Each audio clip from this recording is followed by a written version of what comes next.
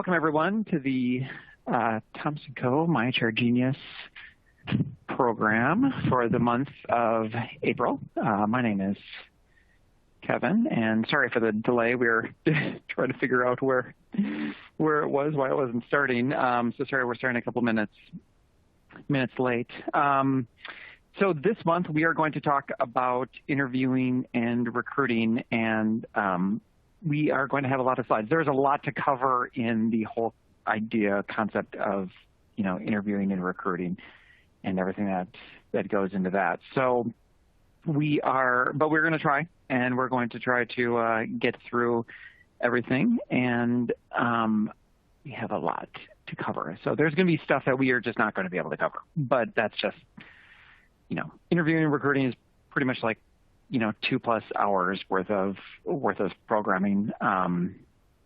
But we are going to try to get through quite a bit in the next hour. And if you have any questions, on the right side, you can see a Q&A, and it is, you are welcome to type in some questions if you have them. If I can get to it during the presentation, I will. And but if I don't, I will try to circle back to you if I don't get to your questions and if we don't cover it. My name is Kevin. If you're unfamiliar with the webinar, and this is your first time, welcome. Happy to have you. And I'm a partner at Thomson Co. Cousins and Irons up in the Minnesota office, and I'm NSBA certified specialist in labor and employment law. And this is we started this series about almost 9 years ago. So it wasn't webinars. Initially, it was like in-person seminars here in Minnesota, but eventually we went to webinars. But we've been doing this for a while. If you're also unfamiliar with the MyHR Genius program, the program itself is a flat fee monthly program. You're happy to try the program out. We have various levels, but it basically allows you to call me or any of our other attorneys for just a flat fee of $79 per month, and you can call as much as you want with any of your HR questions. You can talk to lawyers directly and not have to worry about getting billed for the service beyond that. And if you want additional legal services at a flat rate, it's very affordable, and it's at $99 and $399 a month. And it's a really great comprehensive program for HR compliance and, legal support. Okay, so let's get going on, like I said, a lot of topics. And again, sorry, we started a couple minutes late. So let's talk about what we're going to talk about today really briefly. So we're going to focus, most of what we're going to talk about today is on the recruiting side. Just because there's so many laws that go into like knowing and understanding the recruiting side of it. So lots of stuff from the EOC, lots of stuff regarding discrimination, retaliation, and background checks, and now we've got vaccinations and all that sort of thing. So we're going to talk about it, and we will talk about some COVID-related matters just because vaccination is such a hot topic right now. And if you do need more information on whether to vaccinate and pros and cons and all that, back in December, I recorded several podcasts on the myhrgenius.co website, and you're welcome to go in and watch the podcast. We also did a webinar in January, a 1-hour webinar on vaccinations. And so if you're now, when we did this in December and January, it was more, it was brand new, fresh, and for most employers outside the healthcare industry, it was really pretty, pretty hypothetical. But now that employees, across the country, of adult age and everything are able to get vaccinated, it's now a reality. And employers are now having to deal with, okay, I've got a certain percentage of my workforce that doesn't want to get vaccinated. I want to get them back to the office. How do I handle it? And there's just, I'm getting calls on this every day, and I'm if you're in HR or you're a business owner, you're probably thinking about this as well. And there's just a lot that goes into it. And I'd encourage you to listen to the podcast that we made back in December, or take a look at the webinar. You're welcome to rewatch the webinar that I did in January. And again, that's all at the myhrgenius.co website. Then we're going to focus on interviewing. We'll go through some questions and some other things that are more of the onboarding type of process, but also interviewing. But again, we're going to focus on a lot of compliance issues at the front end. And with recruiting, there's a lot that goes into it that I'm not obviously that we're not going to talk about. I'm really going to focus more on the compliance side of things. And somebody's asked about. I see somebody has asked about. Skill tests and personality tests, honesty tests, that sort of thing. So I'll try to get to that question when we hit that slide. There is a slide on that sort of testing. Overview. I want to go through how I see the phases of hiring, and I think this is just really. I find it helpful to talk about this from just a overall strategic standpoint. And I'm not saying you have to do this. This is kind of the flow of things. Some of these finer points you might not need to do every time a job comes available. It's just too tedious and too much work. But I do think best practices, if you can do this stuff every time, that would be fantastic. But it's just not the reality. So anyway, let's talk about what I'm talking about. So the way I look at hiring is in various phases. So the first phase is you need to understand the position. And that's the part that is so often left out. Managers just want to get the job filled. They call HR, they call you in HR if you're an HR professional. They call you and they say, look, I need the job filled. And I need it filled yesterday. And go and get me somebody. And especially now in most of the countries in a fairly tight labor market again, the need is there, and of course, they want to do business and make money and everything like that, so they got to get the person in. Okay. But from an HR standpoint, what we really need to do every time a position becomes open is we really need to understand that position. We need to potentially update the job description. If it hasn't been updated in the last year, it needs to be reviewed, discussed with the manager or the direct supervisor, whoever, or maybe multiple people who knows that job. You need to make sure that the job description is accurate on the front end, because what I always say, it's like garbage in, garbage out. If you don't have a good job description at the front end, how do you possibly recruit for this position? If the job description doesn't reflect the actual duties of the job, the actual qualifications, and the qualifications are going to reflect what the duties are, right? So if the duties are out of date, then the qualifications are likely to not be great or appropriate or correct. And how do you find a good candidate? And it's expensive and time-consuming to find good candidates. So you need, I really feel like that managers need to just sit back, take a deep breath, work with HR, and help HR to understand what the position entails, duty-wise, and then qualification-wise and skill set-wise. I mean, just not every job, requires a qualification for a bachelor's degree. A lot of the jobs require CDL. That's probably pretty obvious for a driving type of position, but it could have there could be some other skills that are necessary. Maybe the technology has changed in the last year. Maybe you got new equipment, and so you need somebody with a different skill set than the previous candidate who was in the job, or maybe the job just hasn't been filled for 5 or 10 years, and so it's not reflecting a lot of the changes that have occurred.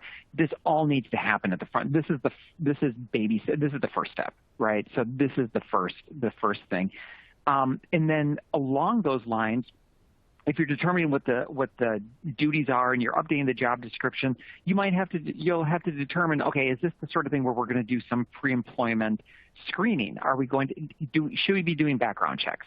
Should we be doing drug testing? Should we be doing skill set or some sort of other personality test type of an testing analysis? So evaluation. what you need to determine is all of these things, and then make that determination at the beginning whether or not you're going to do this. It's not the time to determine, to make a decision on drug testing after you've started interviewing.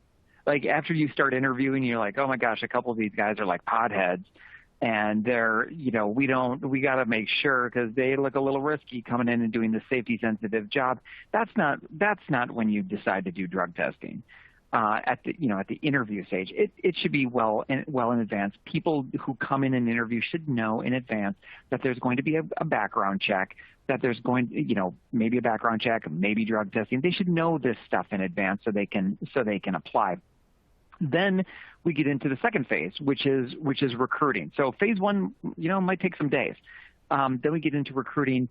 Phase two, which is, how are we going to recruit? Okay, so based on what we know of the job, where does it make sense to recruit? Not every job needs to be put in the Wall Street Journal. Not every job needs to be put in, whatever trade magazine, right? Some jobs can just be put on Indeed. Some can be put on Career Builder. Some you're going to call a staffing agency. Some, there's all different things. Maybe you have an affirmative action plan, and per your affirmative action plan, you are expected to recruit in for a certain demographic. You might have to put it in certain ethnic newspapers, or you might be going and trying to recruit to diversify your workplace because of the affirmative action plan, and that's one of the things that's recommended, that is part of the plan that you put in there to put in place. So you need to understand that.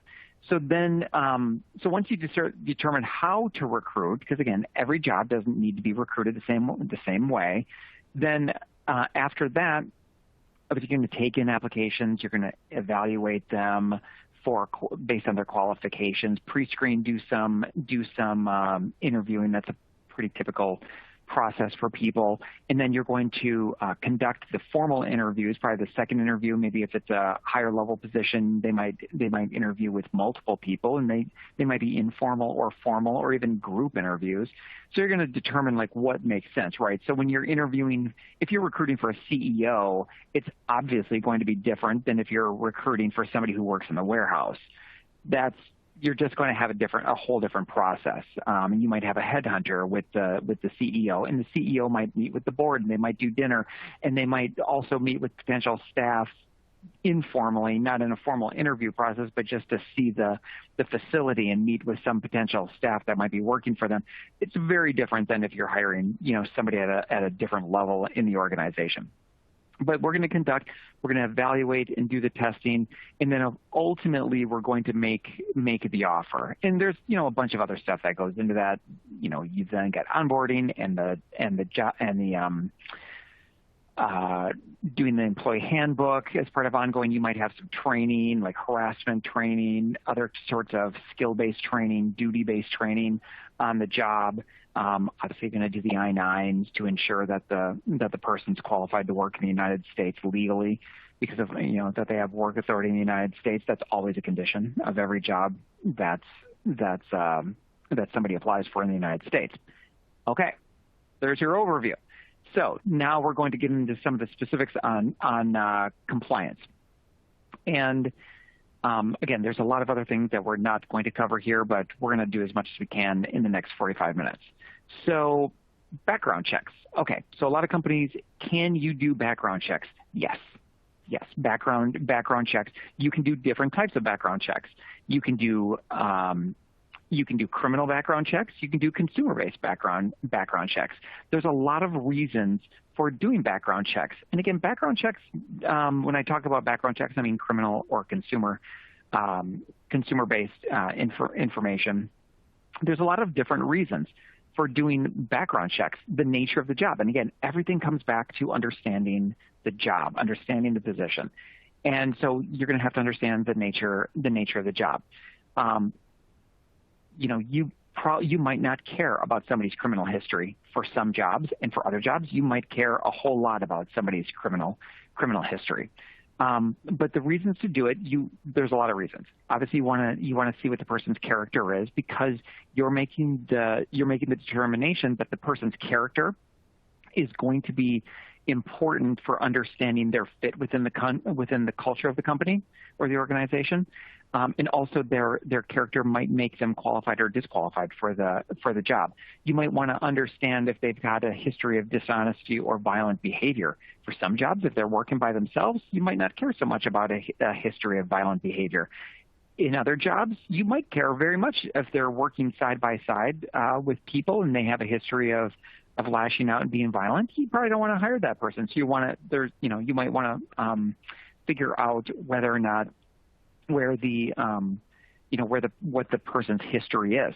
Now, the problem with background checks, and the government allows it. The government, it's certainly not illegal or anything, but the problem with background checks is that if you're doing it based on criminal history, because the United States by a lot disproportionately incarcerates minorities, particularly African American men, at a much higher rate than anybody else, any other ethnicity or race is incarcerated in the United States. Because of that, if you have just a straight across the board, we don't hire anybody with a criminal conviction history policy, I will just tell you that's problematic.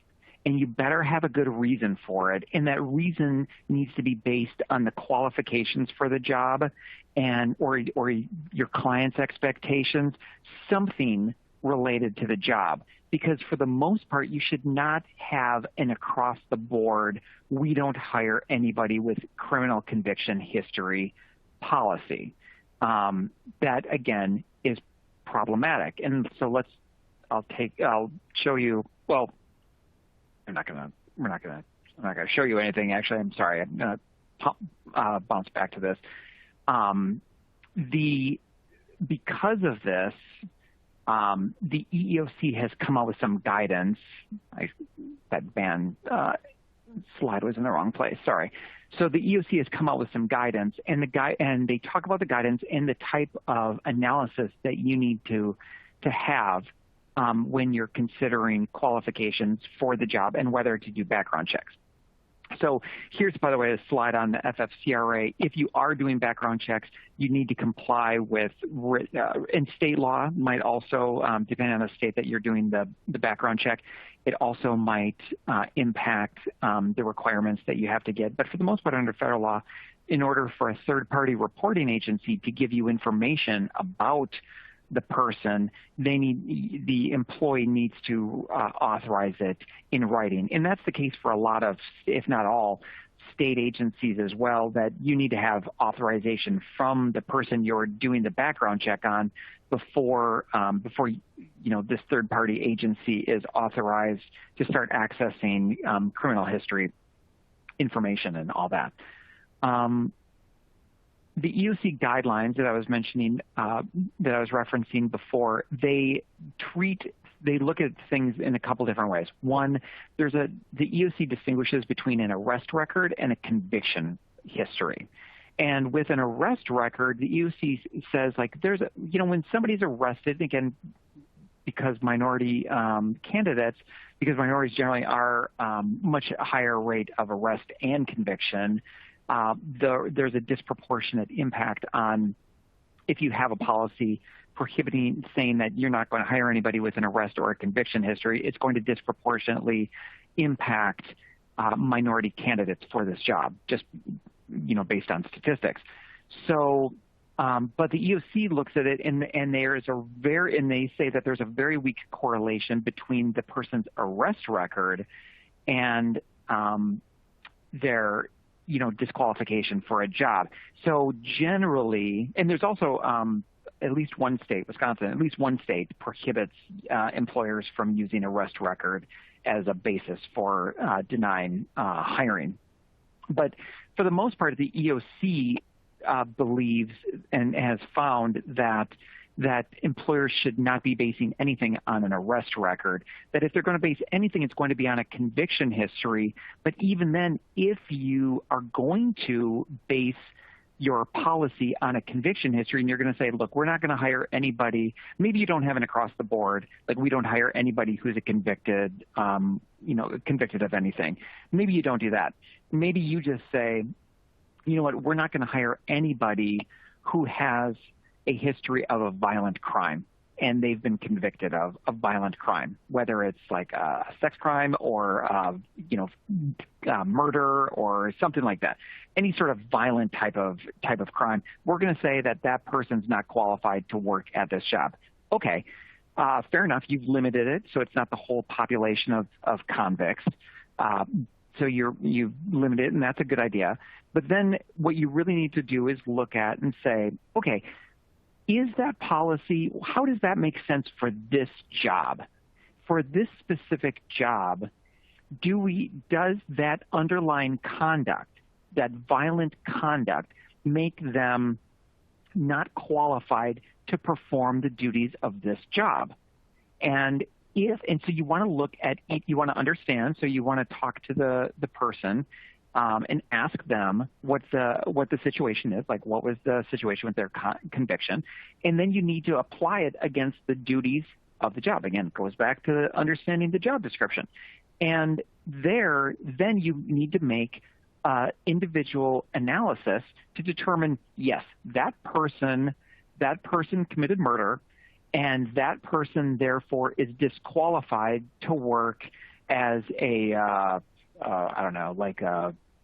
security guard at a bank. Okay, we're not going to give a murderer a weapon of any kind and put them in a position of security. Okay, so that right there, we're going to disqualify them, and that makes some sense.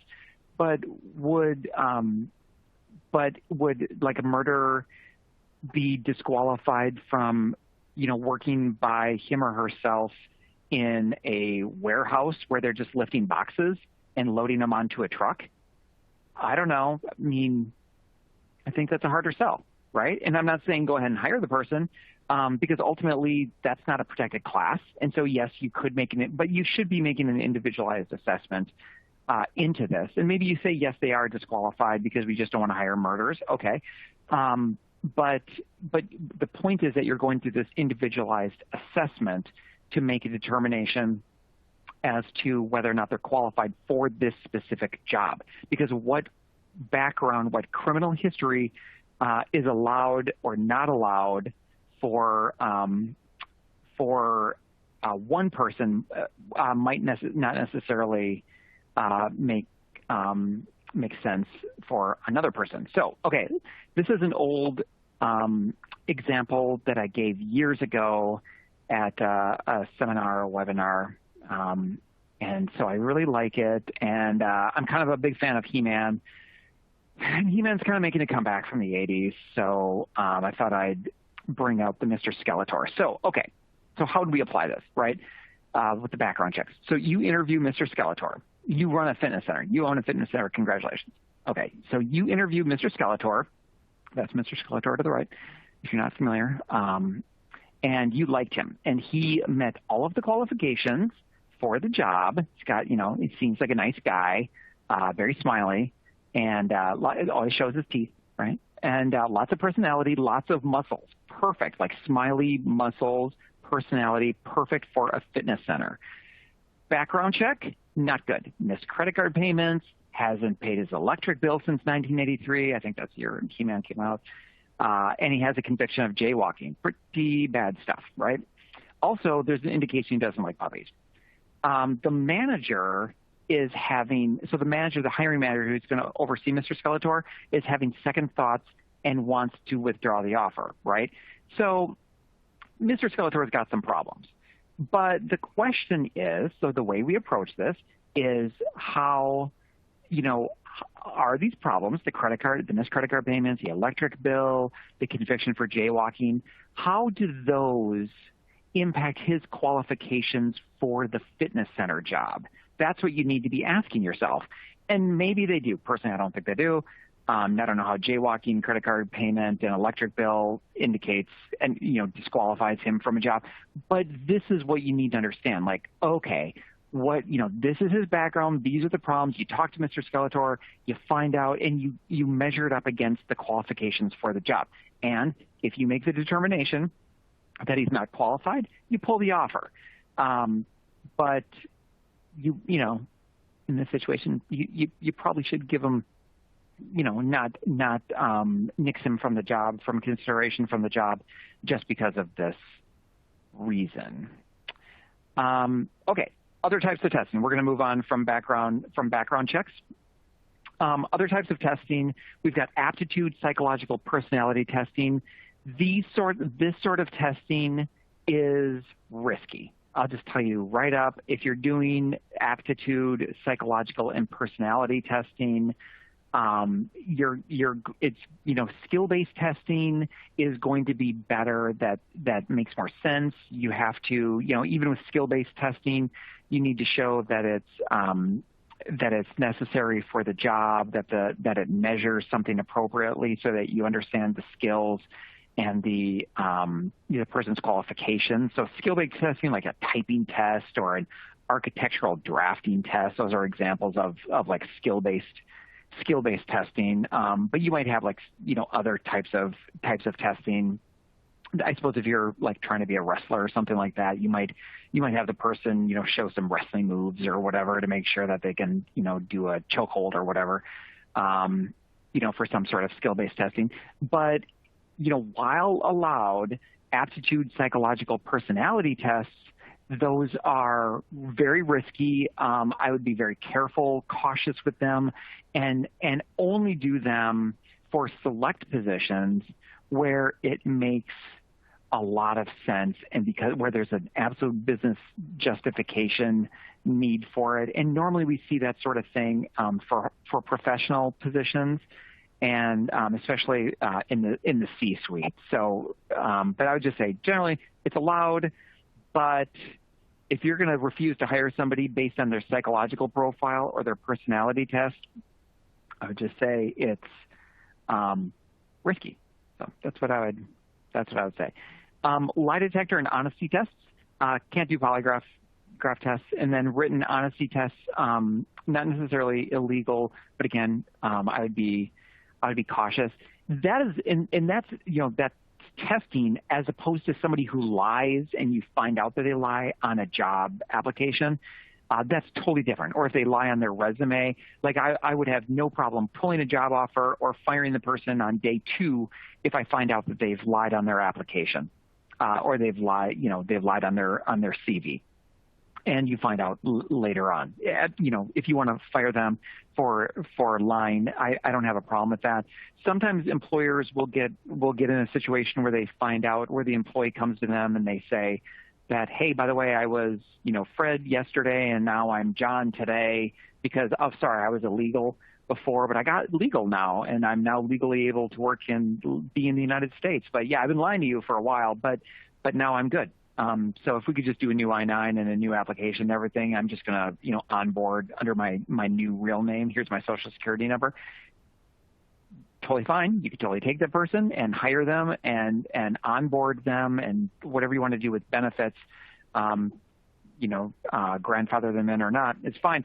But you could also fire the person for lying to you. So, because most companies expect truthfulness and candor and honesty from employees. And if you find out, that they didn't do that, then it's definitely, a terminable offense for most employers. Other tests, we've got drug tests. We're going to talk about that more substantively in a second here.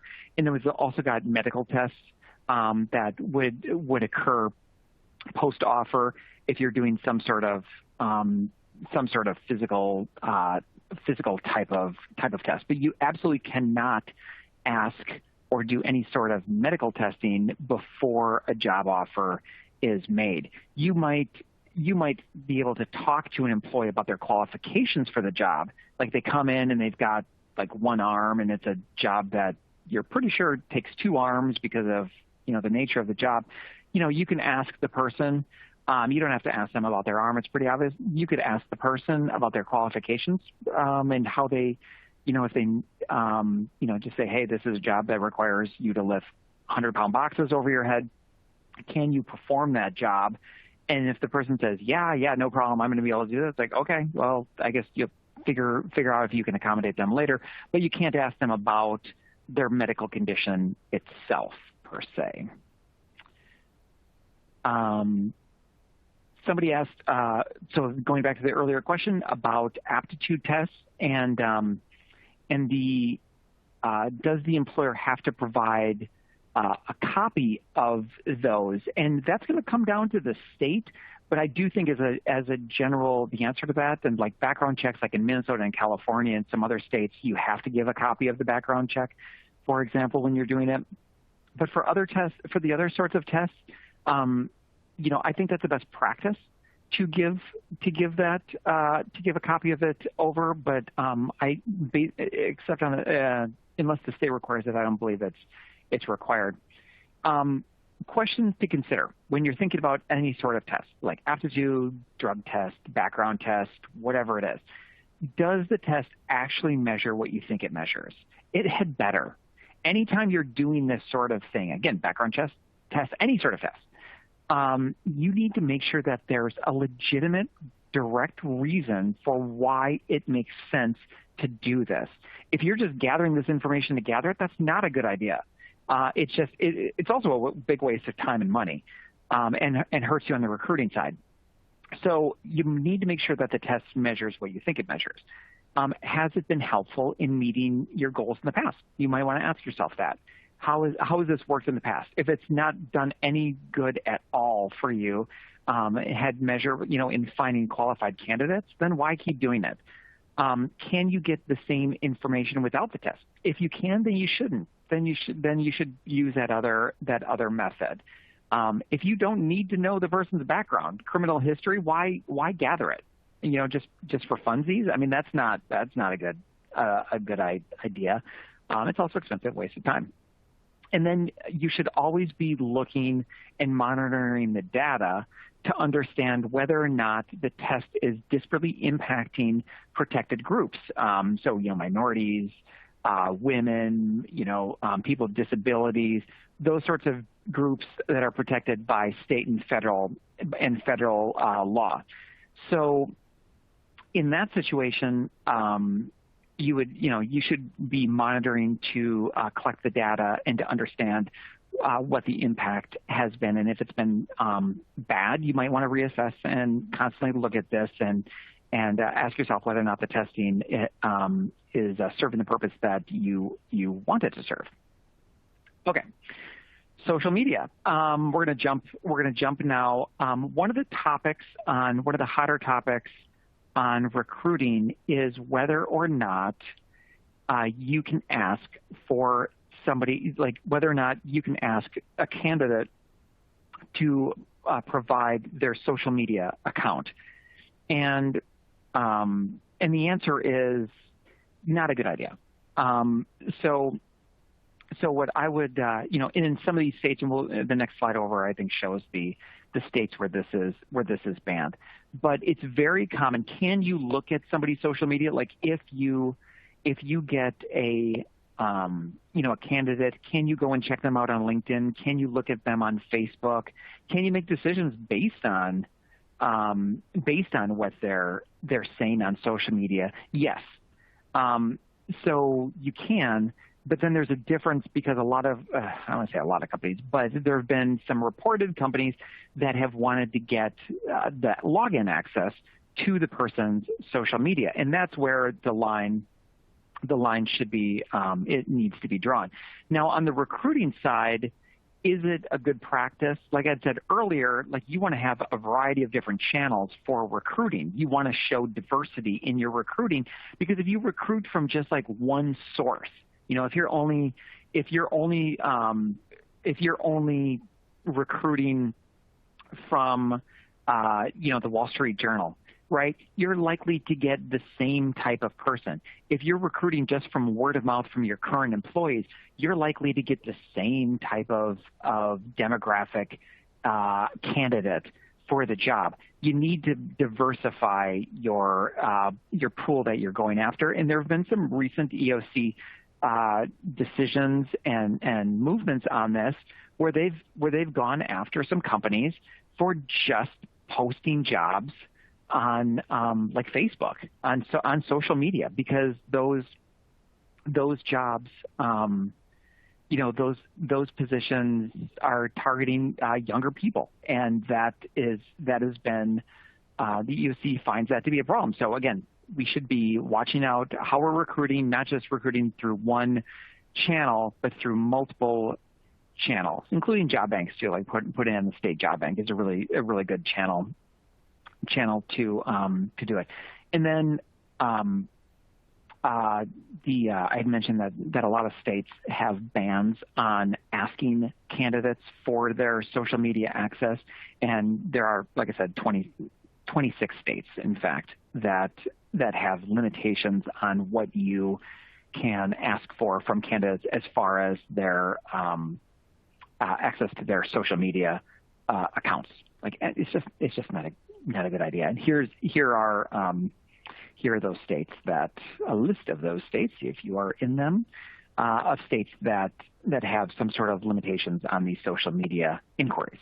That's not to say that you can't go and look at Facebook in a lot of these states, if not all of them.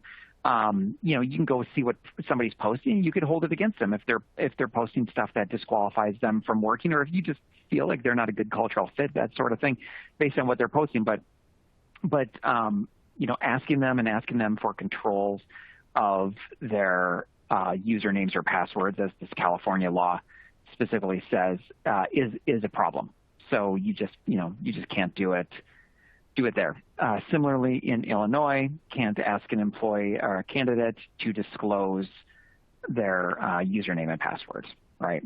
Doesn't mean you can't go and find them on Facebook, but you can't ask them for the keys to their social media profile, and ask them for their username, so that it helps you track them down. Similarly, in Wisconsin, now we're all memorizing these statutes here, but anyway, there's a lot of laws all over the country about social media and how we should be using it and shouldn't be using it. Somebody asked a question about whether or not we see a strengthening EOC and new or stronger policies offering additional protections to applicants and employees. And I would say, without a doubt, I think that the EOC will go further on social media, and will because right now we don't have any sort of ban at the federal level of saying that you can't ask candidates for their username and password. We just have all those states. But I would not be surprised if the EOC or Congress or the executive order tries to somehow expand this at the federal level to say no employers should be asking for username and password on this. And just every day it's like there is just more it just seems like dumb behavior on social media by people. And so, yeah, it's really important to know, I think, what candidates are saying on social media. But that's different than asking them for their username and password, I think. But yes, I expect the EOC will have an agenda. It's not going to start right away because the EOC's composition rotates over time. But in the next year and a half, I would expect, in the last couple of years of the Biden administration, I would expect that we're going to see more movement out of the EOC, as well as other federal agencies on the recruiting and hiring of employees, and just generally regarding employment practices and the way employers deal with employees. Moving on to drug testing laws. A lot of states have laws on drug testing. There is no federal drug testing statute. So there's no prohibition on doing drug testing. If you're in a state like Texas that doesn't have a state law on drug testing, then it's free game. Go and do whatever you want. Obviously, I would say within reason, and should be for a legitimate business purpose, that sort of thing. But you don't have the restrictions that we have in other states like Minnesota and Iowa, which have incredibly comprehensive drug testing laws that require that you have a written drug testing policy, and that there are a lot of restrictions around that. Now, a lot of states, I don't know if anybody got the memo, but marijuana is kind of making a comeback. I don't know if anybody heard that. I don't know if it ever made a go away, but it's certainly making a legalized, push for sure the last 10 years. So a lot of states, probably a state that you live or frequent or love, a lot of states have legalized marijuana. Now, legalizing recreational marijuana is different than the various cannabis legalized programs. That's a much longer list of legalized cannabis, and there's some limitations that are even being lifted on that, like who qualifies for medical cannabis, that sort of thing. But as far as recreational marijuana goes, there's a growing number of states. Every year, more and more states join this whole legalized marijuana thing. Now, that's having a serious impact for employers on drug testing, because again, at the federal level, there's no restriction on drug testing, but a lot of employers, especially employers that have safety-sensitive jobs, want to do drug testing. And so these are a number of the considerations that if you're trying to decide, assuming you don't have like CDL drivers where it's mandatory under the Department of Transportation regulations, those aside, if you have flexibility in whether or not to do drug testing, these are the sorts of considerations that you might want to ask. I'm not going to run through all of them, but you can see them here. There's a lot that goes into it. I would just, as a matter of course, if I were an employer, I would not just say, go and drug test everybody. Now, the way I look at this, and I've said this, I've done specific drug testing webinars, and so if you want to watch some drug testing webinars, there's whole hours, like I've done 1 or 2 hours on this. You can find them on the Myhr Genius .co website. But what I always say about drug testing is if you tell the candidate in advance that you're doing drug testing, it's really just a stupid test. Like, are they stupid enough to not pass this test that they know about in advance? And if the answer is yes, I don't care what the job is, you can't have somebody that dumb working in your job. I don't care if they pick up boxes and they put boxes on a shelf. You still want somebody bright enough not to fail a drug test that they know is coming, right? I mean, those are the sorts of people that get hurt. Those are the sorts of people, who knows, they just do dumb things in the workplace. I wouldn't want to hire anybody for any level of a job unless you're just having such a difficult time recruiting and it's impossible, to get somebody to fill the job. That's the only exception I would make to that sort of thing. And then the other thing is, if you're going to make excuses and not, if you're doing drug testing on applicants and you're going to excuse like why they're failing, then don't do the drug test. So often I hear companies that do drug tests and then they're like, well, sometimes they pull the candidate, sometimes they don't when the candidate tests for marijuana. Like, then just have a rule and follow the rule. Tell them to come back in 30 days or 60 days and apply for the next job.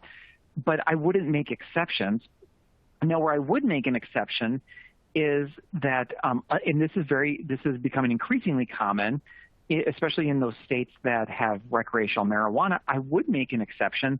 And maybe in those states where you just can't recruit anybody and it's not super safety, maybe that you're not worried about somebody having some whatever THC chemical type stuff in their bloodstream from smoking marijuana because it's legal, it's a legal activity. If you are okay with hiring those people, but you don't want people on meth, and you don't want people on cocaine and other sorts of restricted drugs, then just don't test for the THC. Don't test for the cannabinoids or whatever it's called.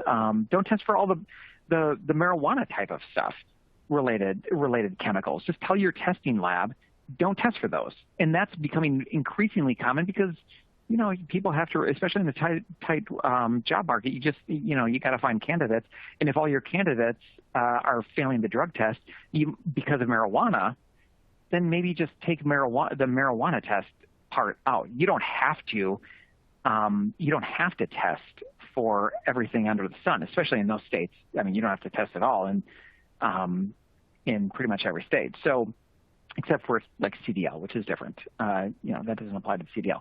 If you are, most states that have drug testing laws, or a lot of states that have drug testing laws, require that you have a written policy. In some states, it's mandatory. Like you can't test at all in like Iowa and Minnesota and some other states too, without a written drug testing policy that's disseminated to the people that are going to be tested, like the applicants and the current employees, that sort of thing. But even so, if you're doing drug testing, have a drug testing policy in writing. Have the candidates be notified if you're doing pre-employment testing. Have them be notified that you're going to be doing some drug testing. I would just recommend having a policy so that it doesn't look like you're just willy-nilly doing drug tests for these people but not those people, right? So if suddenly, look, for example, if you're seen as doing drug testing for every like Hispanic applicant that's coming in the door, okay, that's going to be a problem if you're not doing it uniformly for every other candidate that's coming in the door. But if you're picking and choosing, that's not a good idea. Then you're going to back your way into a discrimination lawsuit. Okay, recruiting done. We're going to move on to interviewing. So, to me, there are like two main things that you want to get out of interviewing, and the question is like how to get them and how to ask. And the main things are you qualified for this job? Like, do you have the skills? Do you have the education? Do you have the knowledge? Do you, are you qualified for the job? And then two, are you going to be a good cultural fit? Are you going to work, are you going to work hard enough if that's a valued thing for the company? Are you going to fit with the type of culture that we like to have around here, whatever that means, as long as that's not code for discrimination and trying to, just get all of one type of person. But those are the two general categories that I think of when interviewing. So, and then what are appropriate questions? So there's no like perfect question. There's no perfectly wrong question. Obviously, it's easier to identify a wrong question, like, oh, are you pregnant? Like, right? Like that would be a totally inappropriate question. First of all, it'd be socially inappropriate. And then second of all, it would be absolutely inappropriate at the interview level because it's potentially implying that you care about the person being pregnant. And why would you even ask unless you are potentially going to discriminate against me because I am pregnant based on my answer? So appropriate questions, I'm not going to read all these to you. You can sit there and look at them but they're open-ended. They're not getting at who the person, like who the person is, as far as like the color of their skin, their religion, their belief system. It's not getting at that. It's getting at, are they a good fit and are they qualified for the job? And that's what you care about. If there's other stuff going on, you probably don't, as long as they can do the job and as long as they seem like they'll fit in working with you, then I think you're pretty good. Now, here are some potentially unlawful ones. Obviously, the pregnant one, but there's a lot. Now, here's what I'll say: it's potentially unlawful. It doesn't mean a lot of people ask dumb questions accidentally, right? And that doesn't mean that they're trying to discriminate. It just means that they just asked a dumb question, maybe on purpose or maybe accidentally. But things that we want to avoid. Are you married? Now, if the person, because, people talk, because people are humans and people try to make connections, somebody might say, oh, my husband, oh, my wife, oh, yeah, I've got to do blah, blah, blah because of the kids. Can you then, that doesn't mean that you, as the interviewer, you have to just, ignore that the person, block out of your, I don't want to know anything about you just saying that you're married. That's not, you can still talk to the person. Oh, that's great. I'm glad to hear you're married. You can converse with them about it. You don't have to be just I am sticking to the script. I am going to completely ignore that you just said that you're married. I'm going to forget that you just had kids. We will talk about whether you had kids like after I make you the offer of employment and you accept, and then we will have a conversation about this. Like, you don't have to be that formalistic, but you don't want to be the initiator as the company, as the interviewer. You don't want to be initiating these sorts of questions, getting into their religious beliefs, getting into whether they have kids, getting into whether they have disabilities, whether they, what their national origin is. Oh, I noticed from your accent you're not from northern Minnesota. Probably a good thing, honestly, if you don't have a northern Minnesota accent. But let's just say, where is your wonderful accent from in Eastern Europe or something? Like, that's not, who cares? Who cares? What does it have to do with the qualifications for the job and whether the person's going to be a cultural fit for this position? And the answer is nothing. Now, are there some questions that are like on the line that you could ask about, for example, you're hiring for a higher level position, and maybe that higher level position, there's going to be, it's going to be a project that's going to take like 3 to 5 years. A lot of jobs like this, right? Or there's going to be like a year of training and then a year of doing this. And so it's you need somebody there for, you're hoping, 3 to 5 years minimum. Can you ask the person what their time frame is? Like, we're hiring this position. We're looking for a 5-year commitment. We're looking for somebody who's willing to put in 5 years. And you would want to ask that of everybody, not just the older person who's interviewing. And if the older person who's interviewing says, well, I'm 65 and I was planning to retire at 67, you can disqualify for them based on that, because legitimately you have laid out that for business purposes, we want to hire somebody who's got a longer term time frame because of the training and all the other stuff. It's not to say we're not hiring older people, but we're hiring people that can commit to us. And if a younger person, like a 35-year-old, says the same thing, like, well, my plan is, my plan is to like move to go do the Peace Corps in like 3 years. So I don't think I can commit beyond 3 years, but you got me for the next 3 years. Okay, you could take that into consideration. So it's not age-based. It's really what the person's plan is for the future, that you would look at that. So, somebody asked what the difference is between asking if somebody's disabled versus do you need an accommodation. So you would never want to ask whether somebody is disabled. And honestly, it doesn't even matter, because when we're talking about people, we're talking about their ability to do their job, whether they're a current employee or an applicant. The question is, can you perform the duties of this job? And can you perform them up to my expected level of my level of expectations? And if the answer is no, because I have one arm, I'm not going to be able to perform to your level of expectations. I cannot lift this 100-pound box up above my head any longer. Well, then you would ask, is there any way to accommodate you? Ultimately, we really don't care what the disability is. I don't care if the person's got a back problem or they have a missing arm. All I really care about is the effect of it. The effect is the person can't get that box over their head, and it's essential, and it's on the job description that says be able to lift over 100 pounds and lift overhead because you've done a good job on the job description. That's why we care. We care about the effects. So you really would never need to ever ask anybody whether they're disabled or even what the underlying condition is, because it really doesn't matter. What you really care about is the impact of the physical or mental limitation, and then whether you can accommodate. Now, after you've made a job offer, you can talk about, accommodations and how you might need to accommodate. At the pre-offer, at the interview stage, you would talk about you might have to accommodate somebody so they could interview with you.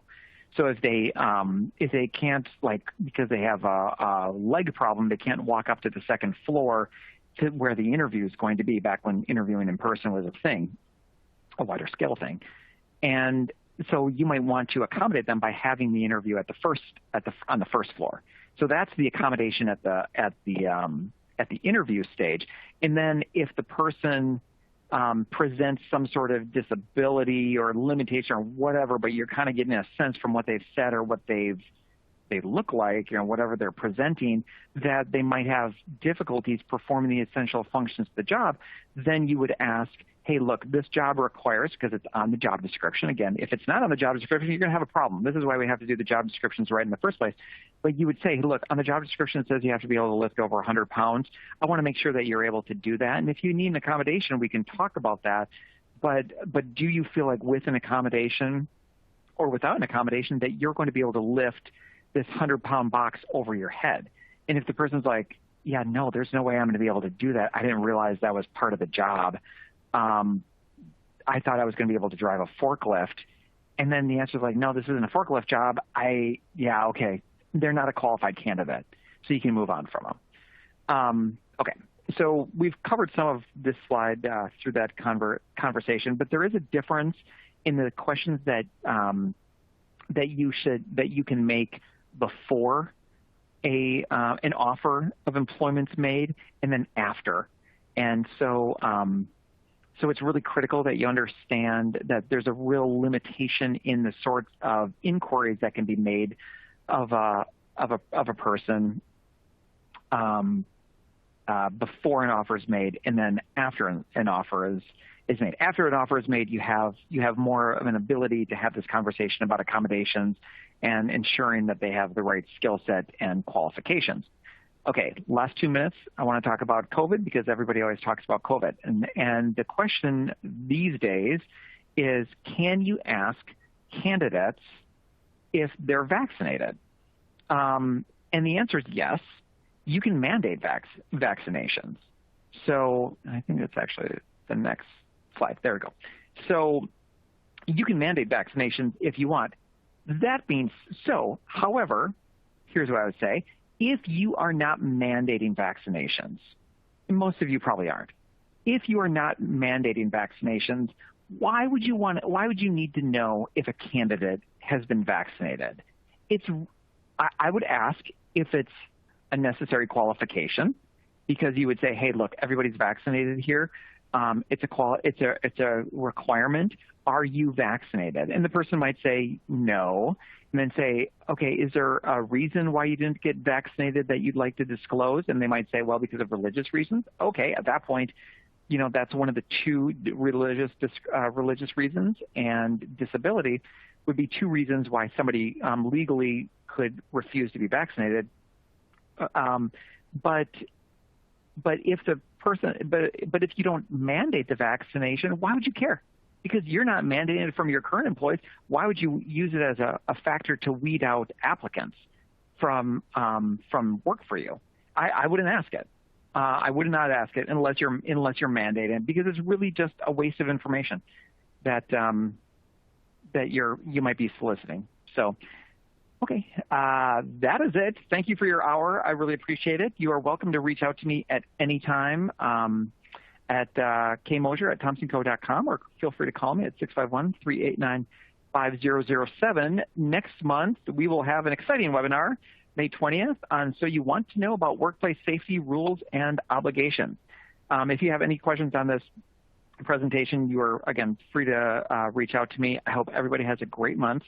And we will be back in 1 month for the Workplace Safety Rules and Obligations webinar. Thanks.